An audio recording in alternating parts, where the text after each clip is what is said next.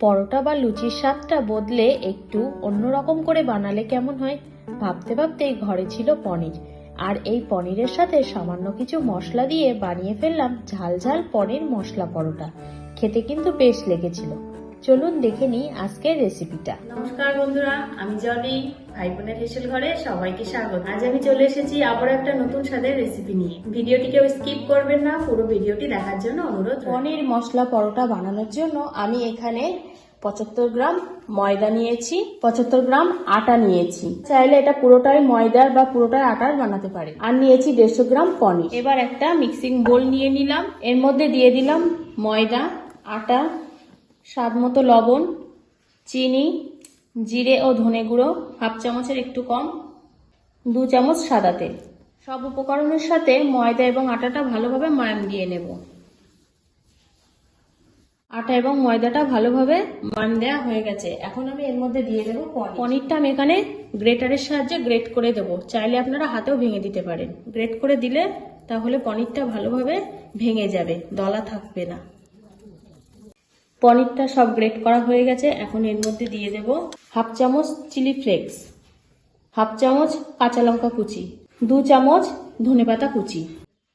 সবকিছু ভালোভাবে মিশিয়ে নেব। সবকিছু উপকরণ ভালোভাবে মেশানো হয়ে গেছে। এখন আমি একটা ডো রেডি করব। অল্প অল্প জল দেব আর মাখবো। আবার একটু জল দিয়ে দিলাম। ডোটা আমার মাখা হয়ে গেছে। আমি খুব বেশি শক্ত বা নরম করিনি, ঠিক এরকম রেখেছি। এবার আমি এটা 10 মিনিট ঢাকা দিয়ে রেখে দিলাম ডোটা আরো সফট হওয়ার জন্য। 10 মিনিট হয়ে গেছে। আমি এবার ঢাকাটা খুলে নিলাম। ডোটা দেখুন বন্ধুরা কত সুন্দর সফট হয়ে গেছে। এবার আমি পরোটার লেচিগুলো বানিয়ে নেব। তার জন্য একটা চাকি নিয়ে নিলাম। এবার ডোটা আবার একটু ভালো করে মেখে নেব। এবার আমি একটা ছুরির সাহায্যে এই ডোটাকে 2 টুকরো করে নিলাম। একটা রেখে দিলাম, আর একটা এইভাবে আবার ঘুরিয়ে ঘুরিয়ে লম্বা করে নেব। এইভাবে লম্বা করে নিয়েছি। এখন একটা ছুরির সাহায্যে আমি ছোট ছোট লেচি কেটে নেব। একটা ডো থেকে আমি লেচিগুলো কেটে নিয়েছি। এবার এই লেচিগুলো হাতের সাহায্যে ঘুরিয়ে গোল গোল করে বল করে নেব। এই যে ঠিক এইভাবে বল করে নিয়েছি। বাকিগুলো আমি এইভাবে করে নেব। একটা ডো থেকে আমার সব বলগুলো করা হয়ে গেছে। ঠিক একই পদ্ধতিতে আমি আর একটা ডো থেকেও করে নেব। সব বলগুলো রেডি হয়ে গেছে। আমি এবার পরোটা বেলে নেব। অল্প একটু আটা নিয়েছি আর একটা বল আমি এখানে আটা দিয়ে দিয়ে বেলবো। এখানে আমি গোল গোল শেপ করে নেব। আপনারা চাইলে চৌকো বা ত্রিকোণও করতে পারেন। একটা পরোটা বেলা হয়ে গেছে।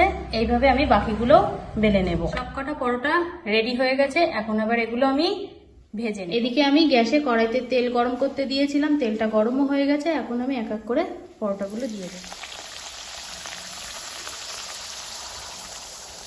একটা হাতা চামচের সাহায্যে আমি উপরে একটু তেল দিয়ে দিলাম, তাহলে পরোটা তাড়াতাড়ি ফুলে উঠবে। একটা পরোটা আমার ভাজা হয়ে গেছে। দেখুন বন্ধুরা ফুলে কেমন বলের মতো গোল হয়ে গেছে। এখন আমি এবার তেল থেকে এটা তুলে নেব। ঠিক একইভাবে বাকিগুলো ভেজে নেব।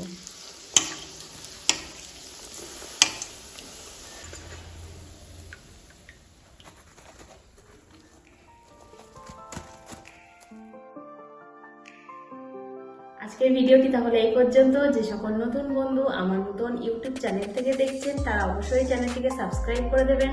আর যে সকল বন্ধুরা ফেসবুক থেকে দেখছেন তারা ফেসবুক পেজটিকে ফলো করুন। কেমন লাগলো আজকের রেসিপিটা সেটা কিন্তু কমেন্ট করে জানাতে ভুলবেন না। যদি ভালো লাগে তাহলে অনেক অনেক শেয়ার করে দেবেন, লাইক করবেন। ভিডিওটি দেখার জন্য অসংখ্য ধন্যবাদ।